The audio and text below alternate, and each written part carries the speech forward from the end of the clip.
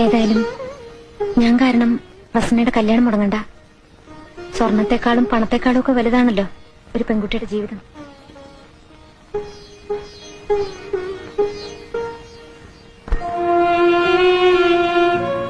ഒരുപാട് കഷ്ടപ്പെട്ടിട്ടാ എന്റെ അച്ഛൻ എനിക്ക് ഈ സ്വർണം തന്നത്. ഇന്നലെ വരെ ഈ വീട്ടിൽ ഈ സ്വർണത്തിന് ഒരു വിലയില്ലായിരുന്നു.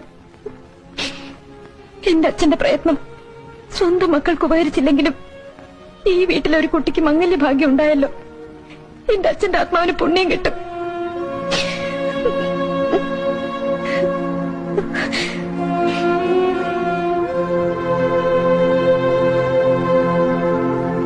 അമ്മയ്ക്കിപ്പോ മനസ്സിലായല്ലോ, മക്കള് 2 ലക്ഷമോ 4 ലക്ഷമോ സ്ത്രീധനം വാങ്ങിച്ച് കല്യാണം കഴിക്കുന്നോണ്ട് കാര്യമൊന്നുമില്ലെന്ന്.